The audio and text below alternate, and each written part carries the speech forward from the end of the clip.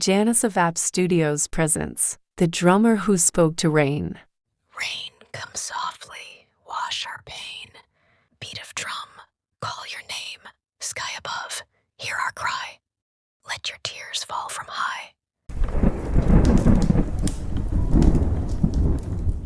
At the edge of the Ghanaian forest lay a small village called Ntoaso, the meeting place. There, the rhythm of life was a heartbeat of drums and laughter. Each sunrise awakened the market, women sweeping red earth, smoke curling from clay stoves, traders shouting blessings over woven mats. Among them was a boy named Kwame, whose hands never stopped moving to rhythm. His drum spoke softly, like breath, like rain not yet born. He was a child of rhythm, born during a thunderstorm, and the elders often said, "Greater than." A child born in thunder will grow with the sky in his hands. Kwame was small, bright-eyed, and curious, a boy who saw rhythm in everything. When others heard only silence, he heard beats hidden in footsteps, in the wings of birds, in the drip of water from leaves. His father had taught him to drum before he could even walk.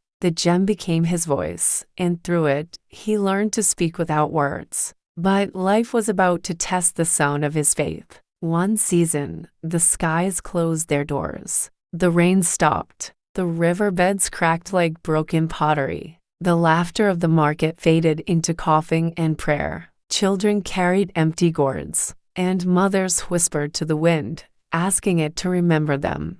Kwame's mother often looked at him, her eyes dim. "The land is thirsty, Kwame," she said, "and the heavens are silent." That night, as the stars trembled faintly above, Kwame sat alone beside his drum. He pressed his ear to the ground, but the earth was quiet. Under the silver glow of the moon, Kwame lifted his drum and began to play. The rhythm started slow, like the heartbeat of the land itself. Then faster, then deeper. He poured every breath, every memory of laughter, every dream of rain into the sound. His drumming became prayer. It echoed across the sleeping village and into the forest, rising toward the unseen heavens. And far beyond the trees, something ancient began to stir. At dawn, the villagers saw him still playing. Dust rose where rain should have been, yet Kwame's hands never stopped. Some laughed. "He drums to call clouds. What foolishness! Will thunder fetch him a drink?" But others watched in silence, the kind of silence that hides curiosity. Kwame never looked up. His eyes were closed, his spirit awake. He was not drumming to impress. He was drumming to remember. By the third day, the elder of Ntoaso came to him, a man whose wisdom carried the scent of the forest. He stood before the boy, leaning on his carved walking stick. "Child," he said, "I see your faith, but what if the sky never listens?" Kwame's hands slowed. His eyes lifted, glowing with a quiet certainty. "Then I will keep drumming until it remembers my sound." The elder smiled, the kind of smile that comes from seeing destiny unfold. He placed a calabash beside Kwame and said softly, "Then let your heart be your drum. Beat it with hope, not fear." That night, the forest began to hum. The trees quivered, the air thickened with unseen rhythm. And from the mist, a luminous figure emerged, fluid and translucent like glass and water entwined. It was the spirit of rain. Its voice was both thunder and whisper.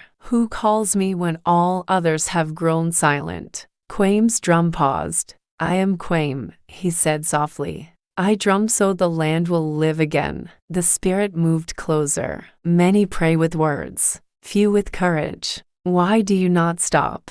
Kwame looked up into the glowing mist. "Because silence cannot feed us. I drum so hope will not die." The spirit of rain tilted its head, listening.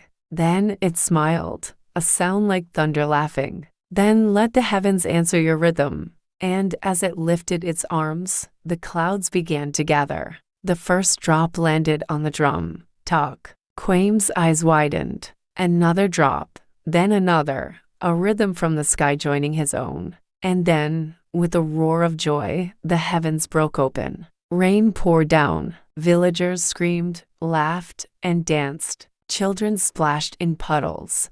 Women lifted their faces to the clouds. The market became a festival of renewal. At the center of it all was Kene, soaked to the skin, his drum echoing with thunder's reply. That night, under a pale moon, Nto also glistened with new life. The elder found Kene sitting quietly, tracing patterns in the wet earth. His drum rested beside him, still dripping with water. "The rain has spoken," said the elder. "What will you do now?" Kene smiled faintly. "I will teach others that the drum is not only for dancing, it is for prayer." The elder nodded, eyes shining. "Then the sky has truly remembered us." Seasons passed. The fields turned green again. Kene grew, and his drumming became legend. Children gathered by the river to learn from him not just the beats, but the belief behind them. And each year, when clouds gathered, the people said, "Listen, the boy who spoke to rain is drumming again." Sometimes, faith is not loud, it is rhythm that refuses to stop. Kene's drum became a song of endurance, a heartbeat of hope. In Ghana, the elders say, "When the heart drums truth, even the clouds will dance." And so, from that day, the rain never forgot the sound of his courage.